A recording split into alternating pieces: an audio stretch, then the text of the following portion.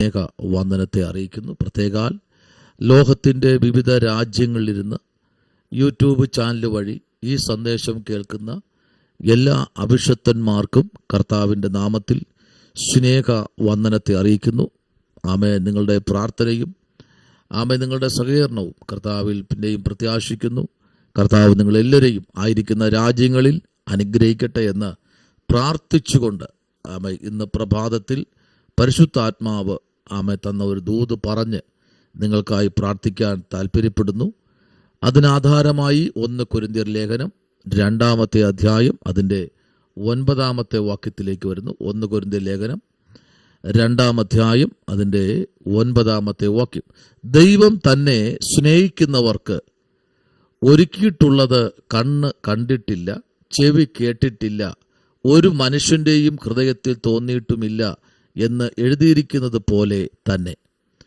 സ്തോത്രം. അപ്പോസ്തലനായ പൗലോസ് ആമേൻ ഈ ഭാഗം താൻ എഴുതുമ്പോൾ നമുക്കറിയാം, ദൈവം ഒരു മനുഷ്യന് വേണ്ടി ഒരുക്കി വച്ചിരിക്കുന്നത്, ഒരു മനുഷ്യന് വേണ്ടി കർത്താവ് കൊടുക്കാൻ ആഗ്രഹിക്കുന്നത്, ഒരു മനുഷ്യൻ്റെയും ഹൃദയത്തിൽ തോന്നാത്ത, ഒരു മനുഷ്യന് ഇതുവരയ്ക്കും ചിന്തിക്കാത്തതും സ്വപ്നം കാണാത്തതുമായ ചില വാഴ്ത്തത്വങ്ങളും നന്മകളും ആമേൻ കർത്താവ് ഒരുക്കി വച്ചിരിക്കുന്നു എന്ന് ആമേൻ നമുക്കിവിടെ കാണാൻ കഴിയുന്നു. സ്തോത്രം. Praise the lord. ആമേൻ. ഇവിടെ നമുക്ക് കാണാൻ കഴിയുന്നത് കൊരിന്ത്യർ സഭയ്ക്ക് ആമേൻ താൻ പ്രാരംഭമായി കൊടുക്കുമ്പോൾ, പ്രാരംഭമായി താൻ ലേഖനങ്ങൾ അല്ലെങ്കിൽ ദൂതുകൾ കൊടുക്കുമ്പോൾ ആമേൻ അവർ അതുവരെ ജീവിച്ചു വന്നിരിക്കുന്ന ആ ഘട്ടങ്ങളിൽ നിന്ന് ഒരു വ്യത്യസ്തമായ തലത്തിൽ കൂടെ അവരെ കൊണ്ടുവരണമെന്ന് പൗലൂസിന്റെ മേൽ ദൈവാത്മാവിന്റെ നിയോഗം വെളിപ്പെട്ടു. സ്തോത്രം. ആമേൻ. ഹല്ലേലൂയ. Price the Lord. അതാണ് താൻ ഇവിടെ വളരെ വ്യക്തമായി അവരോട് പറയുന്നത്. ആമേൻ. പറഞ്ഞിട്ടുണ്ട്, അല്ലെങ്കിൽ പഴയ നിയമത്തിലും പുതിയ നിയമത്തിലും അവിടെ ഇടങ്ങളിൽ അത് ആമേൻ പല പ്രാവശ്യം അവിടെ എഴുതി വച്ചിട്ടുണ്ട് എന്ന് അവർക്ക് ഉറപ്പ് കൊടുക്കുകയാണ്. സ്തോത്രം. മത്തായി സുവിശേഷമൊക്കെ നമ്മൾ വായിക്കുമ്പോൾ അവിടെ സ്തോത്രം 25-ാമത്തെ അധ്യായത്തിന്റെ 34-ാമത്തെ വാക്യത്തിലേക്ക് വരുമ്പോൾ അവിടെ യേശു പറയുന്ന ഒരു വാക്ക് നമുക്കവിടെ കാണാൻ കഴിയും. രാജാവ് തൻ്റെ വലത്തുള്ളവരോട് അരുളി ചെയ്യും, എൻ്റെ പിതാവിനാൽ അനുഗ്രഹിക്കപ്പെട്ടവരെ വരുവീൻ, ലോകസ്ഥാപനം മുതൽ നിങ്ങൾക്കായി ഒരുക്കിയിരിക്കുന്ന രാജ്യം അവകാശമായി കൊള്ളുവീൻ. സ്തോത്രം. അപ്പോ യേശു കർത്താവ് പറഞ്ഞ വാക്കെന്ന് പറഞ്ഞാൽ ആമേൻ വലത്തുള്ളവരോട് അരുളി ചെയ്യും. സ്തോത്രം. എൻ്റെ പിതാവിങ്കിൽ നിന്ന് നിങ്ങൾ എന്ത് ചെയ്യണം? എൻ്റെ പിതാവിൽ നിങ്ങൾ എന്താണ്? അനുഗ്രഹം പ്രാപിക്കപ്പെട്ടവരെ. സ്തോത്രം. ഹല്ലേലൂയ. എൻ്റെ പിതാവിൽ നിന്ന് നിങ്ങൾ എന്താണ്? അനുഗ്രഹം പ്രാപിച്ചു. സ്തോത്രം. നിങ്ങൾ എന്ത് ചെയ്യണം? കടന്നു വരണം.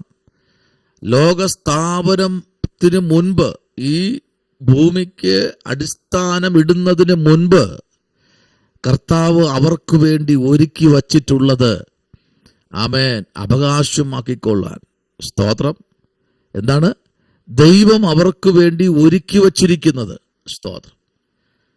ആമേൻ. ദൈവം അവർക്ക് വേണ്ടി ഒരുക്കി വച്ചിരിക്കുന്നത് നിങ്ങൾ എന്ത് ചെയ്യണം? വന്ന് ആമേൻ ആ അവകാശങ്ങൾ എന്ത് ചെയ്യണം? നിങ്ങൾ പ്രാപിച്ചു കൊള്ളണം. Price the Lord. എന്നാൽ യാക്കോബിലേക്ക് വരുമ്പോൾ യാക്കോബ് ഒരു വ്യത്യസ്തമായ ദൂത് ജനത്തിന് കൊടുക്കുകയാണ്.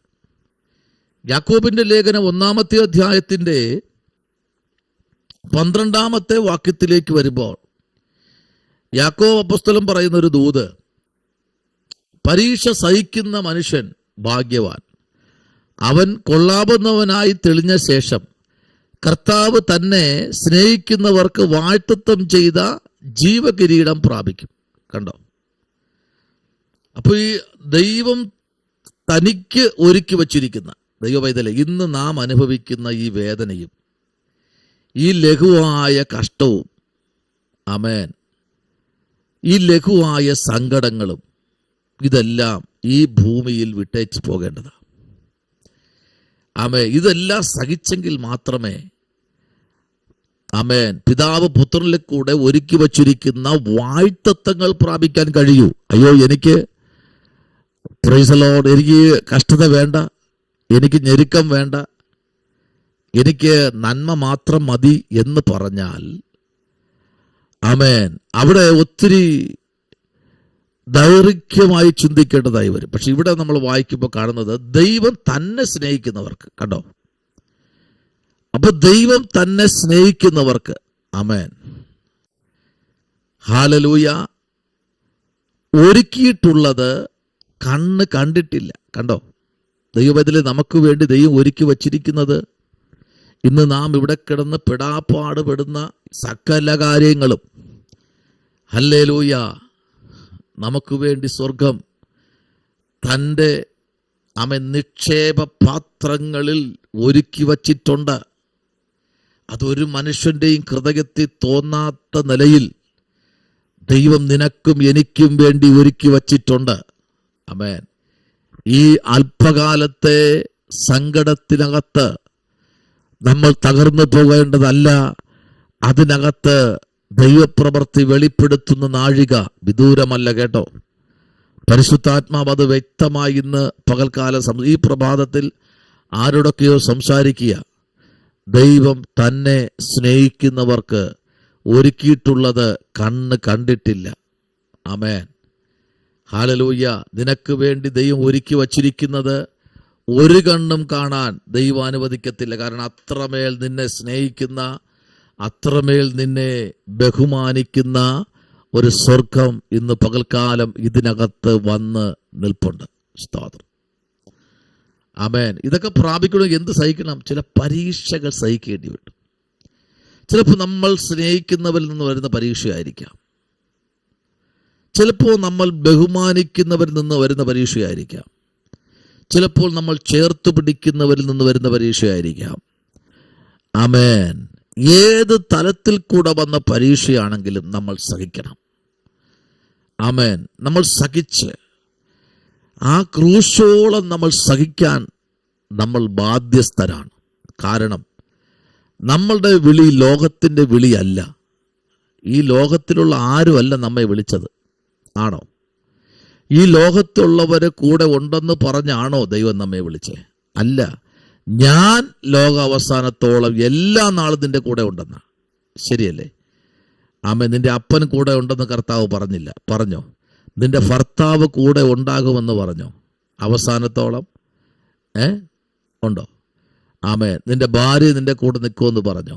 വചനം പറയുന്നത് എൻ്റെ നാമം നിമിത്തം ആമേൻ സകലരും നിങ്ങളെ തള്ളിപ്പറയും. സ്തോത്രം. നിങ്ങളുടെ അപ്പൻ കൂടെ ഉണ്ടാകുമെന്ന് പറഞ്ഞു? ഇല്ല. പലതും നമ്മെ വിട്ടുപോകും. നമ്മൾ വിടണ്ട. നമ്മൾ യേശുവിനെ മുറുകെ പിടിക്കുമ്പോൾ പലതും നമ്മെ വിട്ടുപോകും. കാരണം ലോകത്തെ ജയിച്ചവൻ നമ്മുടെ കൂടെ ഉണ്ട്.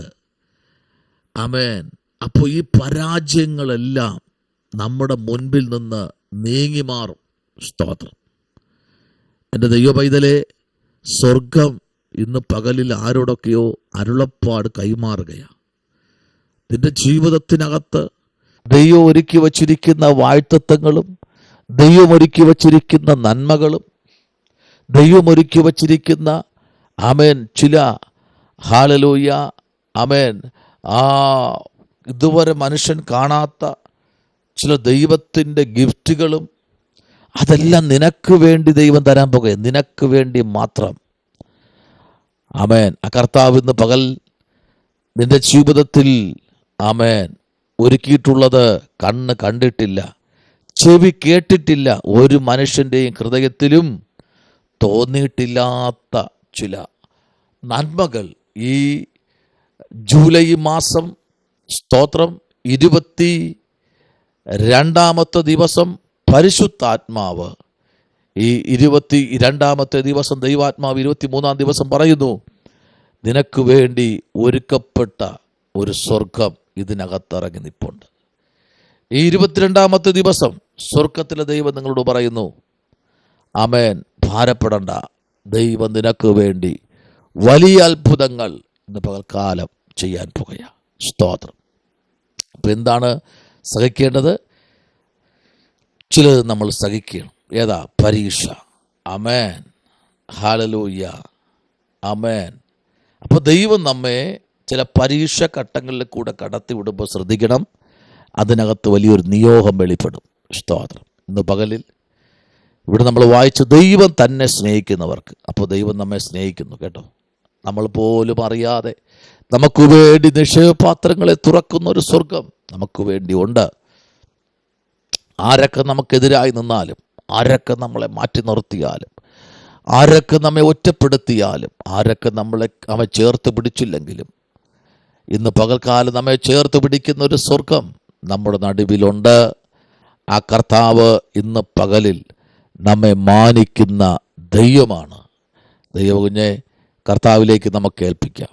ആ വലിയ ദൈവത്തിൻ്റെ വലിയ കരുതൽ നമ്മുടെ ജീവിതത്തിൽ വെളിപ്പെടുത്തേണ്ടതിന് നമ്മുടെ കർത്താവിലേക്ക് നമുക്ക് ഏൽപ്പിക്കാം. ഈ പ്രഭാതത്തിൽ നമുക്ക് പ്രാർത്ഥിക്കാം. പരിശുദ്ധനായ ദൈവമേ, സ്വർഗ്ഗ നല്ല പിതാവേ, ആമേൻ, അടിയൻ ഈ ജനത്തിനായി പ്രാർത്ഥിക്കുന്നു. ആമേൻ. ലോകത്തിൻ്റെ വിവിധ രാജ്യങ്ങളിൽ, വിവിധ പട്ടണങ്ങളിൽ കർത്താവേ, കുടിൽ മുതൽ കൊട്ടാരം വരെയുള്ള സകല മനുഷ്യനെയും ദൈവം അനുഗ്രഹിക്കണമേ അപ്പ. അവരുടെ വ്യത്യസ്തമായ ജീവിതശൈലികളെ ദൈവം, ആമേൻ, സൂക്ഷിക്കുമാറാകണം, അത്ഭുതങ്ങളെ ചെയ്യുമാറാകണമേ. പ്രാർത്ഥന കേട്ടിരിക്കാൻ സ്തോത്രം, യേശുവിൻ അൻപുള്ള നാമത്തിൽ തന്നെ, ആമേൻ. ഈ വചനങ്ങളാൽ ദൈവം നിങ്ങളെല്ലാവരെയും അനുഗ്രഹിക്കുമാറാകട്ടെ.